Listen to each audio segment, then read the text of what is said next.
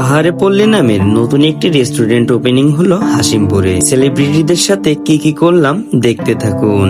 ভিতরে প্রবেশ করতেই দেখা মিলল সুন্দর পার্কিং এর জায়গা, যেখানে আপনাদের গাড়িগুলো পার্ক করতে পারবেন। আপনারা যদি চান শহর থেকে একটু দূরে যেয়ে ফ্যামিলির সাথে পিকনিক করবেন অথবা প্রিয় মানুষের সাথে সুন্দর একটি মুহূর্ত কাটাতে চান, তাহলে এই ভিডিওটি আপনার জন্য। সম্পূর্ণ গ্রামীণ পরিবেশে এই রেস্টুরেন্টটি বানানো হয়েছে। আপনারা চাইলে একবার এই রেস্টুরেন্টটি ভিজিট করতে পারেন।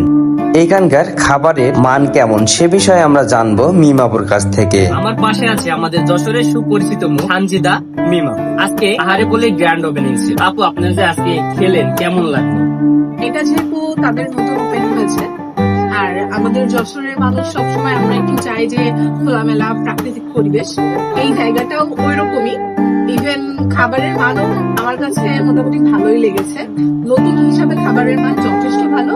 So আমি বলবো আপনারা আছেন, ঘুরে যান। আই হোপ আপনাদেরও জায়গাটা ভালো লাগবে, খাবারও ভালো লাগবে। তো দ্রুত আপনার প্রিয় মানুষকে মেনশন লাগান আর ঘুরতে চলে আসুন এখানে। ছোট্ট করে আমি একটু লোকেশনটা বলে দিই। যশোর সদরে হাসিমপুর বাজারে যশোর মাগুরা মহাসড়কের পাশেই এই আহারে পল্লীটি অবস্থিত।